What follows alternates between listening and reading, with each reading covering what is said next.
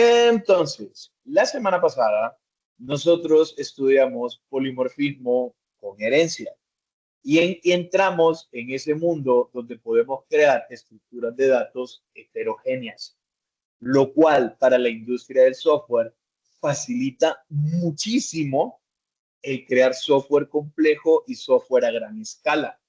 Porque entonces nosotros, mientras usemos una correcta abstracción, podemos crear una estructura jerárquica de clases y luego esa estructura jerárquica convertirlo en una estructura de datos heterogénea y mandar no solo un broadcast para que todos hagan la misma función, sino que dentro de ese llamado al que hacemos en cascada, podemos, mediante el operador de instancia de, instance of, si es de una clase en particular derivada, pues aplicar métodos propios.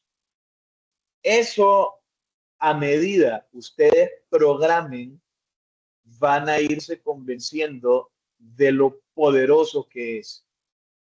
Lastimosamente, a nivel de país, que es algo que yo sí he visto bastante, y me pasaba, por ejemplo, en maestría, yo le preguntaba a mis alumnos quiénes se dedicaban a la programación.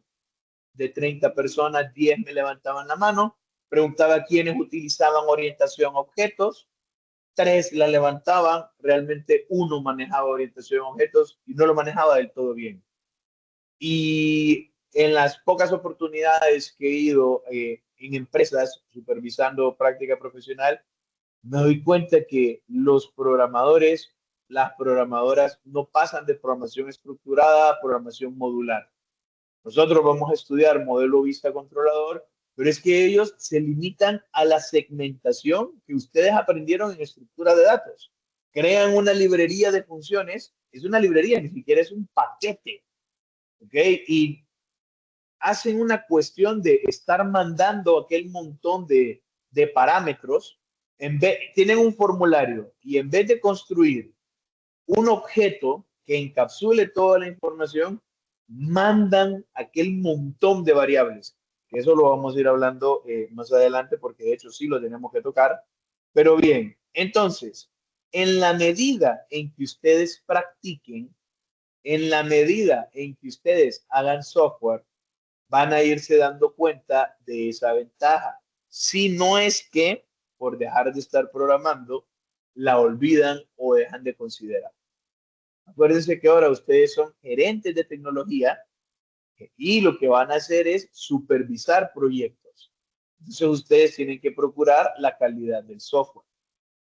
Y ahí hay muchísima tela que cortar porque si ustedes aprendieron y otras personas no, o a otras personas no les gusta, hay ciertos roces y conflictos. Similar a lo que vamos a ver hoy. O sea, lo que vamos a ver hoy es una práctica que no se acostumbra a enseñar y que la mayoría de la gente da por hecho, pero como hay mecanismos alternos, tampoco lo utilizan. Y en la industria del software es necesario hacerlo. Vamos a estudiar manejo de errores, ¿ok? Capturando excepciones y colecciones de datos. La ventaja de ustedes para con colecciones de datos es que como vienen de un curso de estructura de datos, esto se les hace mucho más sencillo. ¿Ok? Entonces, bien, ¿cómo reacciona el software ante lo inesperado? Y es que nosotros, como vimos muchísimo en el periodo pasado, en el curso de estructura de datos, nosotros estamos acostumbrados a decirle al usuario, ingrese un número, pero si el usuario viene e ingresa una letra, entonces el programa crash.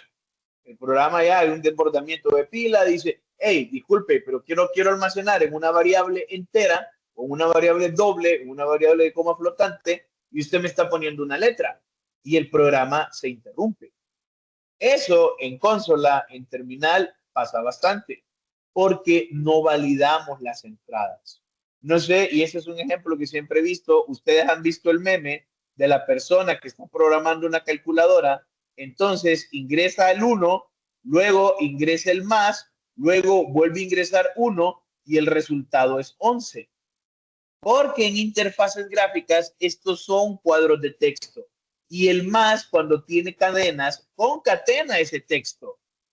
Entonces, no estamos conscientes realmente de las validaciones. O ingrese su número. Ah, sí, pues yo me llamo 35 José. No, pues no puede empezar con un número. ¿Ok? No puede empezar con un número. Un correo electrónico que lleve solo una arroba, independientemente de la cantidad de dominios. Entonces, hay que estar validando lo que el usuario introduce. ¿Por qué? Por el principio que nosotros seguimos de los métodos, que cada función miembro tiene solo que hacer una cosa, las validaciones tienen que estar fuera de estos métodos. Es una excelente práctica de programación. Vamos a dividir la interfaz, la captura de datos, del modelo de datos y del procesamiento de los datos. Entonces, antes de mandar a llamar una función, usted se asegura que los parámetros estén en el orden correcto y que tengan el tipo de dato correcto.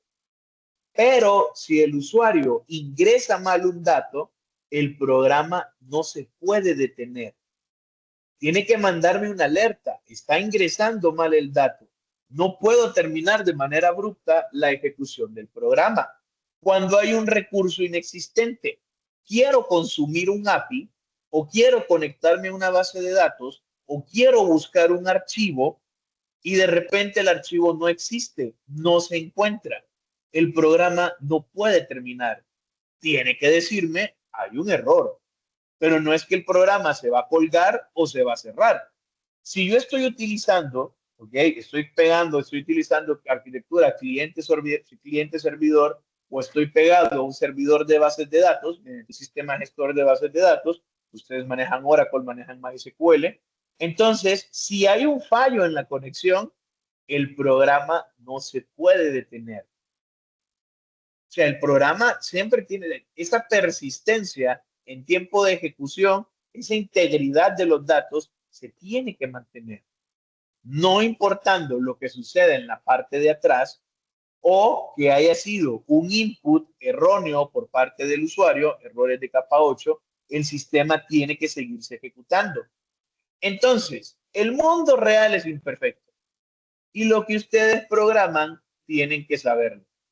Yo les he dicho a ustedes siempre algo que a mí me gustaría que mis estudiantes se quedaran con ello, es que antes de ocurrida una catástrofe, cualquier acción podría parecer exagerada y hasta risoria.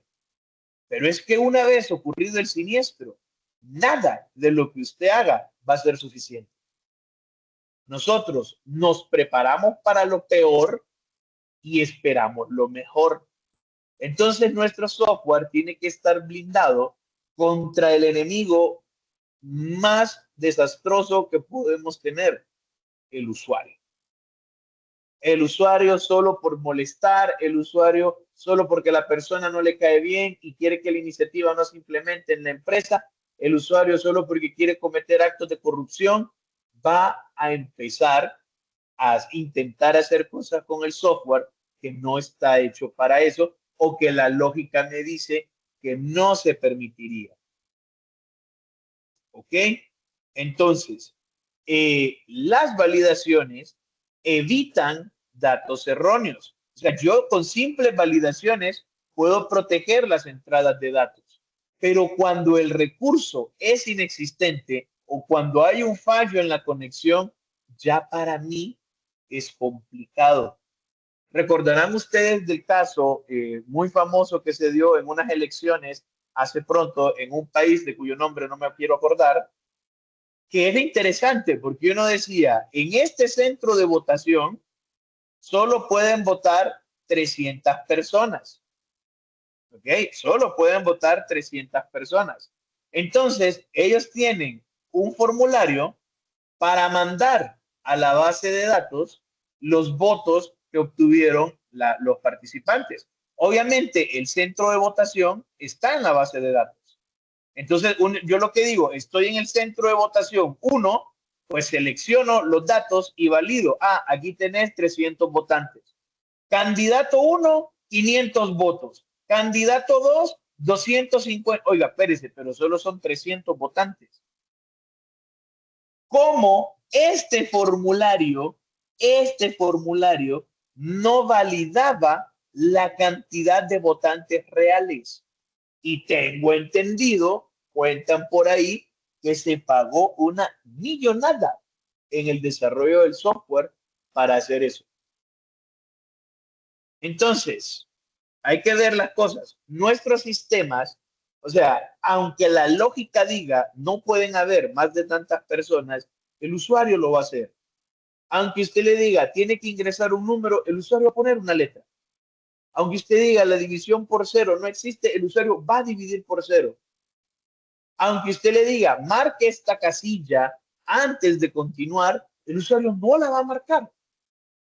Entonces, el usuario siempre introduce un número cuando se le pide. Es mentira.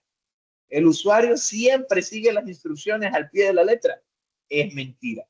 Los archivos que queremos leer siempre están en la ubicación adecuada. Es mentira. La conexión a Internet, si estoy utilizando paquetes de un tercero, librerías de un tercero, o el acceso al servidor de bases de datos, siempre está arriba. Es mentira. ¿Qué pasa con nuestro software cuando todas estas cosas no se cumplen? Ante un error, la máquina virtual de Java, porque estamos utilizando Java, detiene la ejecución y lanza una excepción. El lenguaje de programación detecta un fallo de cualquiera de estos tipos y me dice, hay un fallo, lanza la excepción. El problema es que si yo no la atrapo, el programa colapsa y se cierra. Entonces, si nosotros no estamos preparados, si ustedes no se han preparado para atrapar esa excepción, el programa va a terminar. Consecuencia lógica, tenemos que aprender a atrapar las soluciones de los lugares donde puedan ocurrir errores. ¿Ok? Para eso, nosotros vamos a crear una red de seguridad. Ustedes recordarán, o no sé si han visto los trapecistas o la gente que camina así en una línea, abajo se pone una red de seguridad. Esto es, si la persona se cae, no pega en el suelo, pega en la red y se puede levantar y continuar con el acto. Bueno, pues nosotros vamos a hacer algo exactamente igual. Vamos a hacer uso de dos bloques llamados try and catch. Try le decimos a Java que intente ejecutar el código. Try es literalmente intentar. Entonces nosotros lo que hacemos es que encapsulamos el espacio donde pueden ocurrir errores, donde esté propenso a lanzarse excepciones. Entonces nosotros le decimos, hey, código fuente, intenta hacer esto. Si llega a ocurrir un error, el bloque catch lo atrapa y tiene una rutina que nosotros programamos para que el programa, en lugar de terminar, haga cualquier otra cosa. Muestre un mensaje de error, complete la acción por nosotros, reinicie la aplicación, o sea, el paso que lo reinicie, el proceso, ¿ok? Entonces, nosotros con esto vamos a evitar que se termine la ejecución del programa, ¿ok? Entonces, básicamente, lo que nosotros tenemos es esto. Eso suele llamarse call stack. Acuérdense que es un llamado en una pila, porque lo que nosotros tenemos a nivel de sistema operativo es una pila de llamadas. El programa principal manda a llamar a la función A. La función A manda a llamar a la función B. Si la función B tiene un error, entonces se lanza una excepción. ¿Ok? La función A tiene un bloque de contingencia preparado por si el bloque B llega a fallar, no interrumpa la ejecución. Entonces, función manda a llamar a B, B falla, pero A está preparado. Tiene un bloque try catch. ¿Ok? Entonces, la excepción es atrapada y el programa continúa desde A. El programa no termina. ¿Bien? Entonces, veamos el siguiente ejemplo. Claro que sí, porque aquí para nosotros va a ser mucho más sencillo apreciarlo. hacemos esto, claro que sí, venimos para acá. Ok, vean el código fuente que nosotros tenemos. Una clase común y corriente, public class, manejo de errores 1, su método principal, static, obviamente public static void main, bien, creamos una variable resultado inicializada en 0. Hasta aquí no hay ningún problema. De los errores más comunes, división por 0. ¿Ok?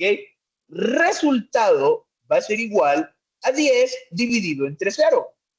Luego system.out.println, resultado y el resultado. Ahora, en estos gloriosos tiempos, donde la inteligencia artificial prima y el desarrollo de software crece en pasos agigantados, los IDE analizan el código en tiempo real, sin que yo tenga algún agente, un plugin que me autocomplete el código. Me doy cuenta que aquí me muestra un warning que me dice numeric overflow in expression. Obviamente, aquí hay un desbordamiento porque la división por 0 no está permitida. Es decir, y todavía me lo dice, división por 0. Escribiendo yo el código, el software me puede ayudar a identificar los lugares donde voy a tener problemas. Pero como aquí mandamos nosotros, ¿qué es lo que va a pasar? Voy a ejecutar, ok, ok, y vean qué es lo que ha pasado aquí. Vean qué es lo que ha pasado aquí. La línea 1 se ejecuta perfectamente. Luego, la línea 2, la línea 4, esta de acá, la 2 dentro del petro de la función, system.out la hace. De los errores más comunes, división por 0. Pero cuando llega a la línea 5, se lanza una excepción. Excepción en el hilo principal, Java language, y me dice aquí el tipo de excepción. Excepción aritmética, división por 0.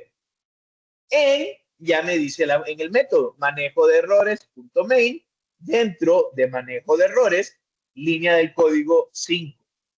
Como se lanzó esta excepción, esta línea de código no se ejecuta. Es decir, en cuanto encontré el error, me fui.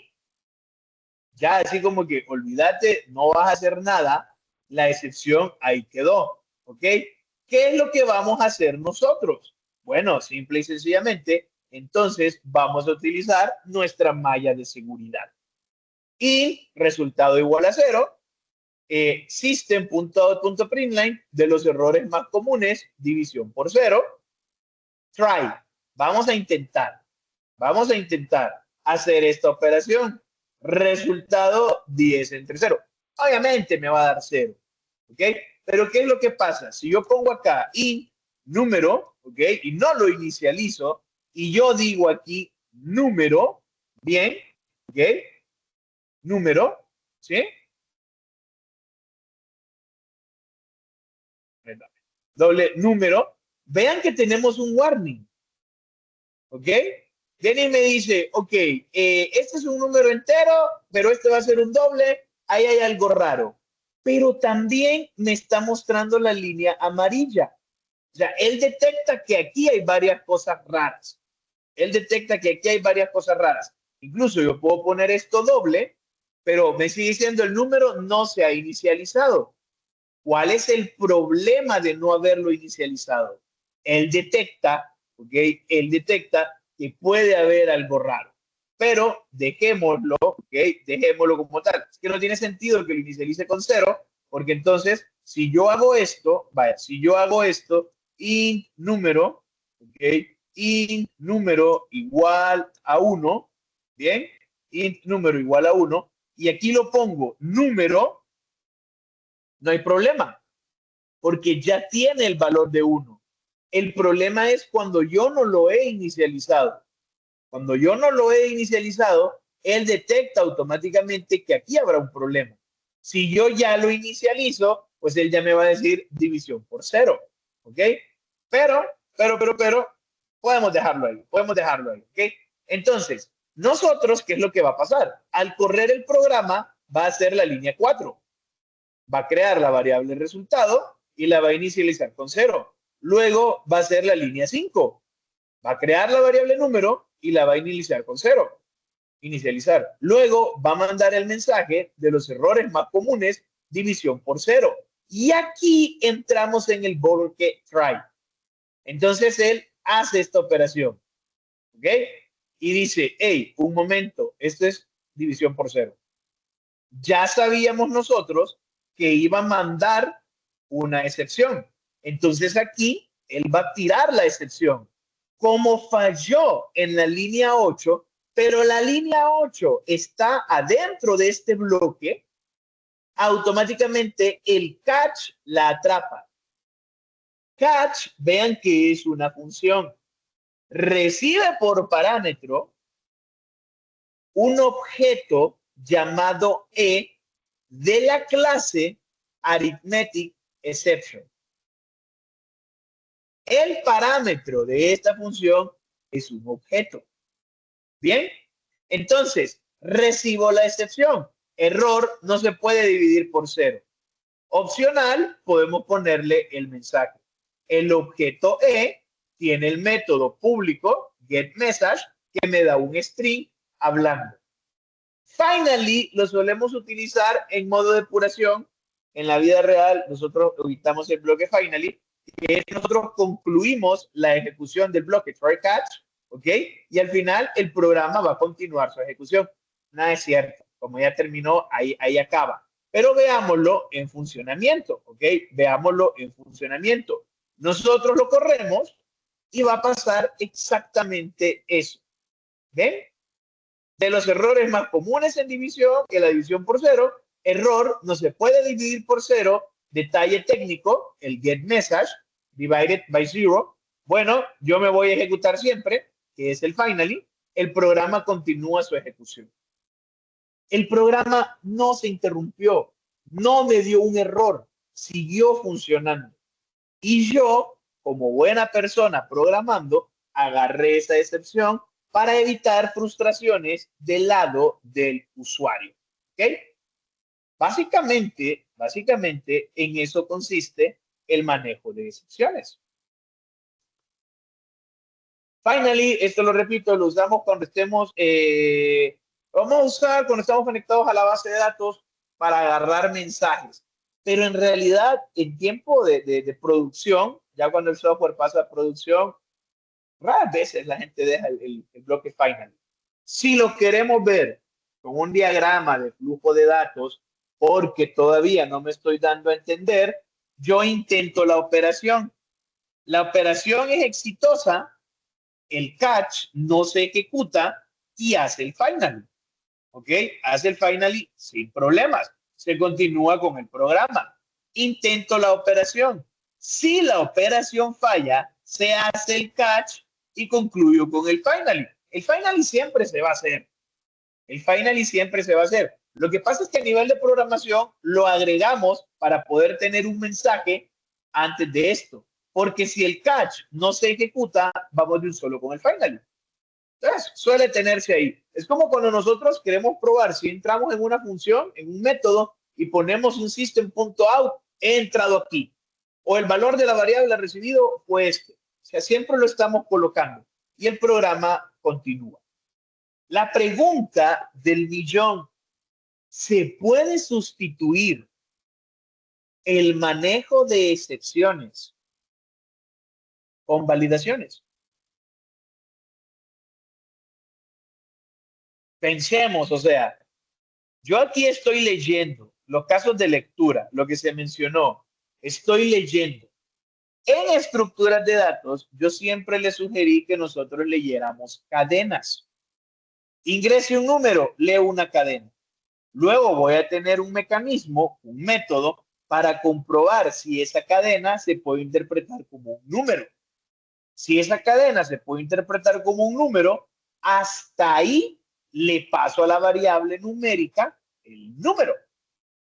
Podemos hacer conversión de tipos. Eso lo vimos con el operador instance_of, que yo tenía la clase figura y luego decía círculo, figura de su posición y punto tal y tal cosa. Me convierte, ¿sí? De un solo el tipo en otro. Si yo lo puedo convertir. Este tipo de validaciones yo sí las puedo hacer. Antes de que el usuario me salga con una sorpresa, detengo al usuario. Y eso lo programo yo. Puedo validar ese tipo de operaciones. ¿Qué pasa si voy a buscar un archivo y el archivo ya no existe? Pues antes de buscarlo, primero me aseguro de que esté. Tengo los booleanos. Este archivo existe. Si el archivo existe, adelante. Si el archivo no existe, avísele al usuario.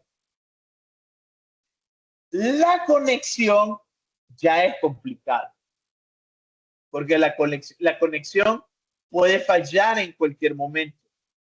Yo mando a llamar una función, pero para mandar a llamar una librería que está en un servidor o una conexión a la base de datos, yo primero puedo decir, ¿la conexión se hizo de manera exitosa? Sí, pero a mitad de la ejecución se va el fluido eléctrico en el lado del server o algo pasa, se reinicia el servidor, ya no tengo acceso a la base de datos. Claro, momento atrás sí tenía, ahora ya no tengo. ¿Ok? Ahora ya no tengo. Es mucho más probable que pase eso a que yo estoy manejando en un archivo y alguien venga y lo borre. O sea, este tipo de situaciones, sí con una validación se puede dar.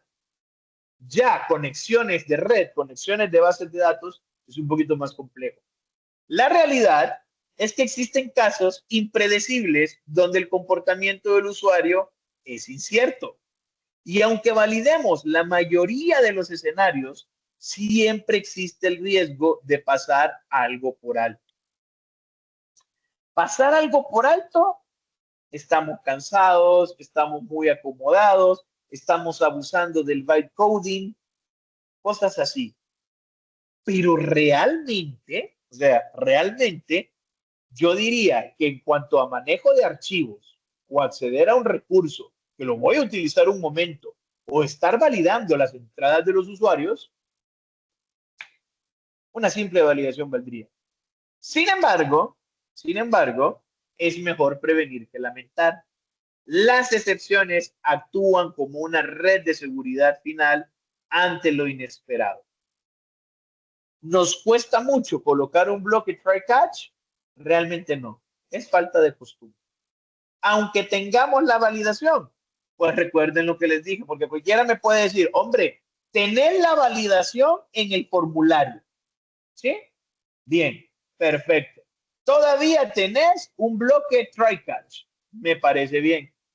Y del lado del servidor, el método valida los datos. Me parece bien. Son tres validaciones las que estás haciendo de lo mismo.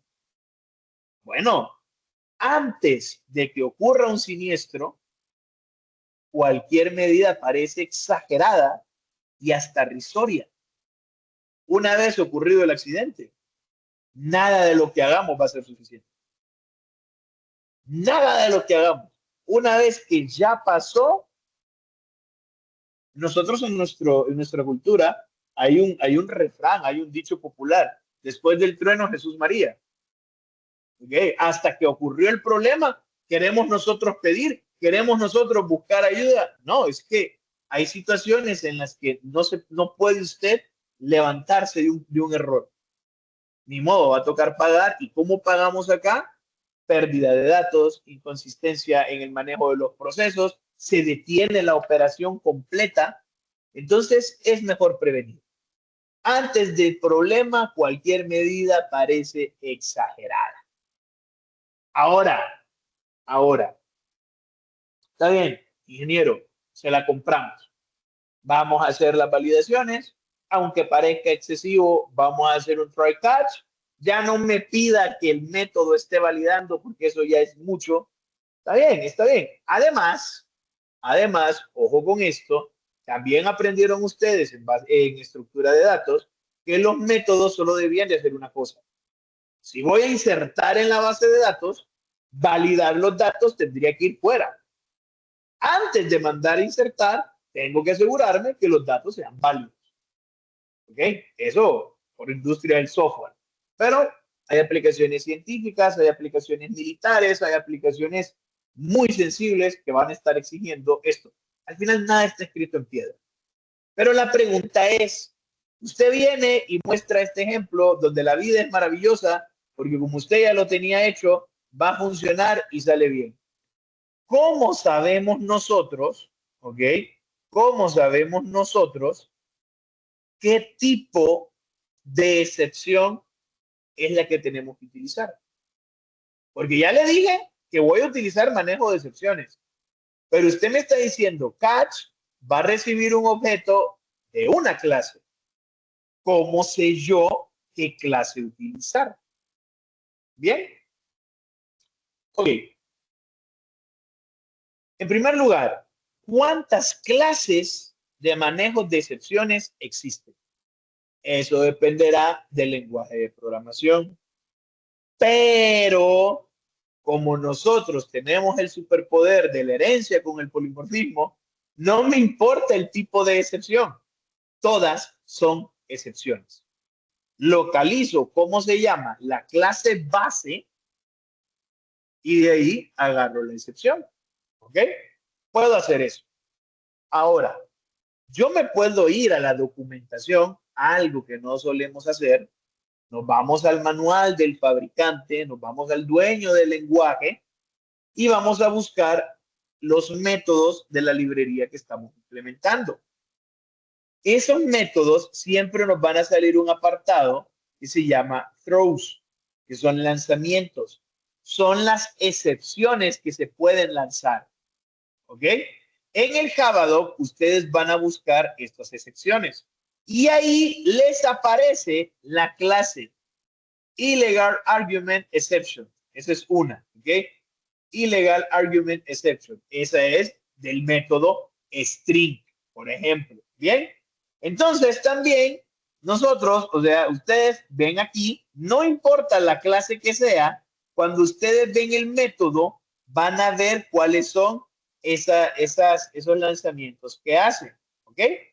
Por ejemplo, aquí yo estoy viendo este método static que se llama sleep, que recibe dos parámetros. Uno del tipo long, que se llama millis, y un tipo int, que se llama nanos. Pues cuando yo lo abro, aquí me dice, esta función puede llegar a lanzar esta excepción, interrupt exception. ¿Ok? Y también, como estoy heredando de otra, yo veo que al igual que interrupt exception, puede haberme lanzado illegal argument exception. Y me las explica. ¿Ok? Me las explica. El ID, cuando yo escribo try y catch, me sugiere, me suele sugerir. Es decir, yo aquí voy a darle enter acá. Vamos a comentar esto. Claro que sí. Vamos a comentar todo porque si no me va a salir el finally que está ocupando. ¿Ok? Entonces, cuando yo escribo aquí el catch, él me dice, ok, puedes tener una excepción del tiempo de ejecución o puedes tener la clase padre, exception, y él me la hace. ¿Ok? Él me la hace. Yo ahí tengo el catch. No hay ningún problema. Me la puede llegar a sugerir.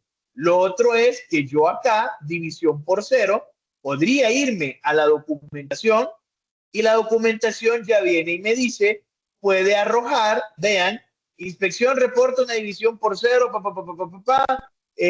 and will throw, y lanzará una excepción aritmética para enteros. ¿Ven? O sea, el mismo ID, yo me coloco aquí, le doy acá más información y me dice completamente. Y él me detecta donde puede haber. Máxime ustedes que ahora están utilizando plugins con IA en sus IDE, no van a tener ese problema. ¿Ok? Otra cosa que usted puede hacer es mediante lógica y experiencia. Trabaja con números, excepción aritmética. Objetos null es un puntero nulo, null pointer exception. Cadenas a números, number format exception. Eso lo va a decir en la medida en que usted comience a programar más formularios, más interacción con el usuario, va a poder identificar este tipo de excepciones. La jerarquía de clases. Todas las excepciones heredan de la clase exception. Así que aunque yo solo vaya a decir hubo un error y no quiero hacer más nada, solo quiero hubo un error, intente de nuevo, puedo decir que va a recibir un objeto de la clase exception. Bien, podría no resultar dando la salida que decíamos, porque como les digo, en el caso cuando yo le dé get message, no es lo mismo lo que me va a decir arithmetic exception que lo que me va a decir exception. Esta es una clase especializada. El método getMessage de arithmetic exception me va a dar más información más precisa que el de acá. Pero ahí creo que me estoy dando a entender. Finalmente, directamente usando la IA. Mediante tutores, consultores o modelo de lenguaje grande puro, usted puede agarrar el fragmento de código y buscar los posibles errores, las excepciones que pueden ser lanzadas. Eso lo puede hacer. Eso lo puede hacer. Ahí hay que ver si la empresa le permite utilizar modelos de lenguaje, si no está bloqueada la conexión, si tiene o no tiene internet. Porque vamos, si yo no tengo cómo llegar a la documentación, generalmente la documentación se baja y se la ponen a usted como recurso. ¿Ok? Si no tengo internet, puedo ver la documentación. Si no tengo internet y no estoy utilizando un plugin que requiera conectarse a un server, el IDE me puede orientar. La lógica y la experiencia van a ganar. Y parte de esta experiencia es el hecho de saber que hay una clase base de la cual van a heredar todas las excepciones. Pero ya este tipo de recursos sí requiere el uso de una conexión a Internet. ¿Ok? Aprovechen el poder de la IA para depurar y optimizar el manejo de excepciones. Hace un momento manejé lo de cualquier medida puede parecer exagerada. Ya tienen el recurso, ya hizo el programa, nada le cuesta hacerle una auditoría a su software. Ya lo creé, creo un consultor, le digo, necesito una auditoría, que los métodos sean eficientes, si es posible que la complejidad sea constante o se acerque a n logaritmo de n, como vimos en estructura de datos, y si hay algún manejo de excepciones que debiese considerar, indícalo. Nada nos cuesta, de verdad, nada nos cuesta. La IA nos ha facilitado muchísimo, muchísimo el trabajo. Vamos a ver este lector de números seguro, claro que sí. Vamos a ver este lector de números seguro. Ok, lo abrimos. Veamos. Java útil input mismatch exception.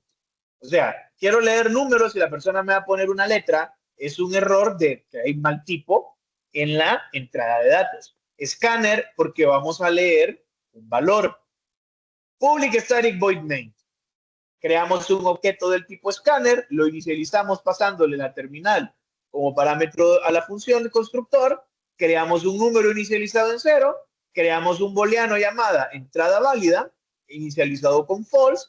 Este programa solicita un número hasta que ingrese un número válido. Mientras entrada válida sea true, ¿ok? De momento es false, le pongo la negación. Mientras entrada válida sea true, try. Vamos a empezar. Por favor, ingrese un número entero. Número scanner.nextInt. Entrada válida, ¿ok? Va a ser igual a true. ¿Qué está pasando acá? Si la persona ingresa un entero, la siguiente línea de código me pasa entrada válida a true y no true es false. Me salgo del while. No true es false.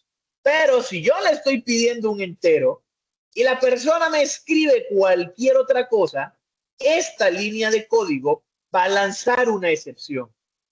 Entonces, entrada válida nunca va a llegar a ser true, va a seguir siendo false. ¿Qué es lo que yo hago?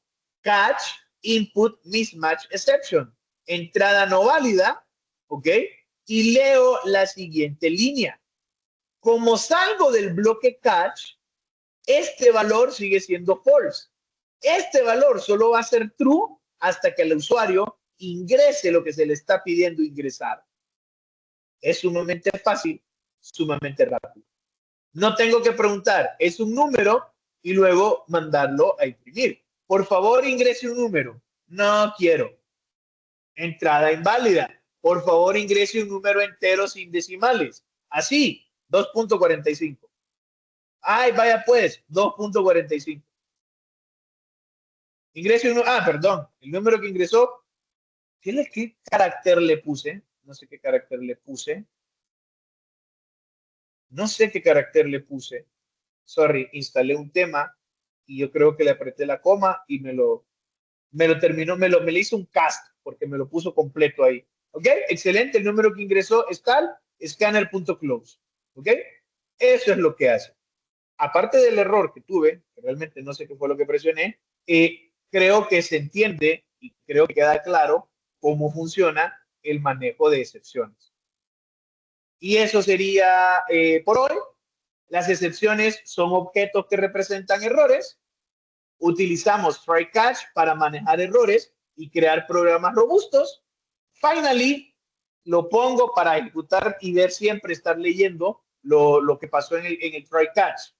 Acostumbrarse a manipular errores es un tema de ayuda para cuando estén trabajando con APIs. ¿Por qué? Porque cuando yo consumo una API, yo no sé si se ejecutó o no. Porque acuérdense que la API es un método que yo estoy mandando a llamar en otro sistema. Cuando yo quiero pagar la matrícula de la universidad, el banco se comunica con la U y la U le responde si se puede o no se puede. ¿Ok? Entonces, ustedes van a programar ese tipo de cosas. Ir pensando en esto los va preparando para las APIs. Porque siempre que yo hago el try, voy a intentar un API, lo que yo recibo es lo que el intento de la ejecución de API me devolvió. Podré tener muchas validaciones, pero la ejecución no la estoy haciendo en mi código. La ejecución va a ser afuera, va a ser con un API. Entonces, vayan pensando en eso. Antes de ejecutar cualquier cosa, tengo que ir pensando si la ejecución va a estar correcta. Es todo por hoy. Agradezco muchísimo su atención. Coman bien, duerman bien, hagan ejercicio. No olviden protector solar, bálsamo labial. Si tienen alguna consulta, la podemos evacuar.